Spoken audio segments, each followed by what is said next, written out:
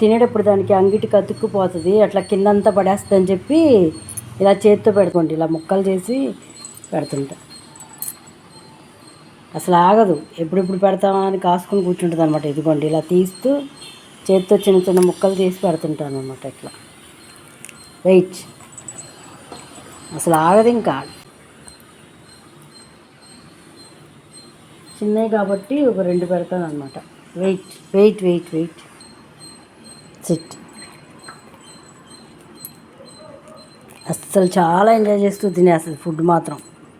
కానీ వీటికి దాని పప్పి ఏజ్ ప్రకారంగా, అలాగే ఏ బ్రీడ్ అనేది చూసుకుని మనం ఫుడ్ అనేది ఇవ్వాలి ఫ్రెండ్స్. ఎప్పుడు కూడా మీకు ఏది తెలియపోయినా కానీ ఎవరైతే వ్యాక్సిన్ వేయడానికి తీసుకెళ్తామో వెటనరీ డాక్టరు, ఆయన్ని కన్సల్ట్ చేస్తే కనుక వాళ్ళు చెప్తారండి ఏమేమి పెట్టచ్చో ఏమేమి పెట్టకూడదో. నా దగ్గర సిట్ సిట్ సిట్ నా దగ్గర ఒకవేళ బనానా లేకపోతే కనుక దానికి ఇష్టమైనది యాపిల్, లేకపోతే అలాగా ఇంకా కొన్ని ఫ్రూట్స్ ఉన్నాయి, అవి మాత్రం పెడుతూ ఉంటానన్నమాట. SIT SIT SIT.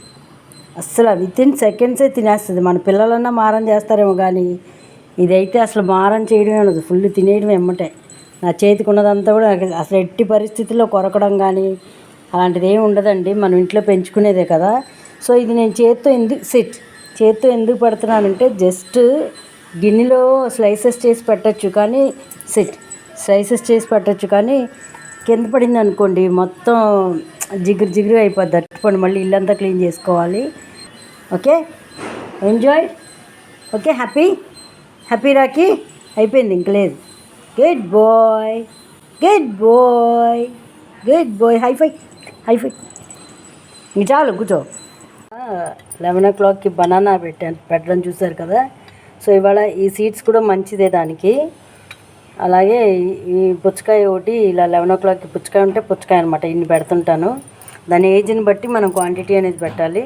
సో ఎంత ఇంట్రెస్టింగ్గా తినేస్తో చూడండి. ఇప్పుడు తిని చూడండి. బాగుందా రాకీ? బాగుందరా? ఫాస్ట్ బాగుందా రాకీ? బాగుందా పుచ్చకాయ? బాగుందా? జామ్.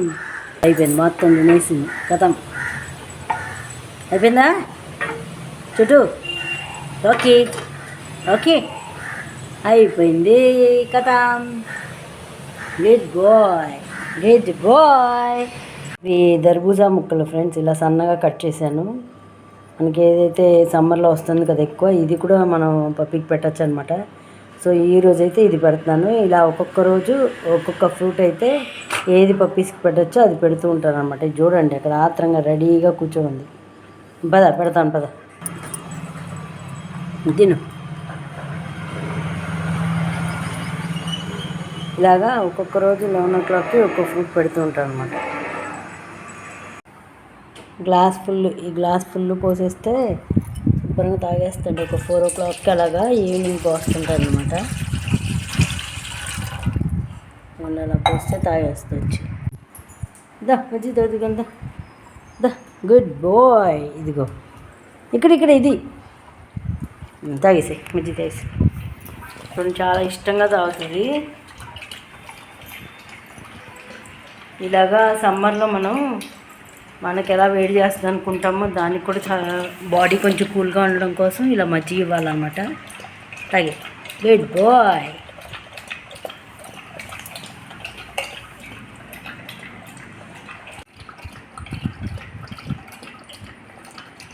మొత్తం తాగేసింది. Good boy. హ్యాపీ. ముద్దంతా మూతికి అంటించుకున్నావా? రా. Good boy, very good. హ్యాపీనా? ఎప్పుడు కూడా 24 hours ఇట్లా పప్పీ బౌల్లో ఇలాగా ఎక్కువ వాటర్ ఉండేలా చూసుకోండి. సో ఈ వాటర్ అనేది ఎప్పుడు కూడా ఇలా ఉంటే దానికి ఫుడ్ పెట్టే ప్లేస్ అది ఒకే ప్లేస్లో ఉంటే కనుక చాలా మంచిది. సో అది వాటర్ కావాలి అన్నప్పుడల్లా దాని అంతటా అదే వచ్చి తాగేలాగా సమ్మర్లోనే కాదు ఎప్పుడు పెట్టాలి, కానీ సమ్మర్లో మాత్రం ఎక్కువ కేర్ తీసుకోవాలన్నమాట. ఇలా వాటర్ కూడా పెట్టాలి. చూసారు కదండి, సమ్మర్లో మన పప్పీని ఎలా కేర్ తీసుకోవాలనేది.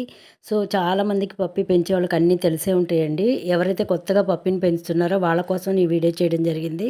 అట్ ద సేమ్ టైం మీరు ఇంకా పప్పీ కోసం హెల్తీగా ఏం మెడిసిన్స్ వాడుతున్నారు మీరు అని కనుక మీకు తెలుసుకోవాలని ఉంటే తప్పకుండా కామెంట్ చేయండి. నేను అది కూడా వీడియో పెడతాను. ఐ హోప్ మీకు ఈ వీడియో నచ్చే ఉంటుంది. మరో మంచి వీడియోతో మళ్ళీ మేము ఉంటా. అప్పటిదాకా సెలవు. బాయ్.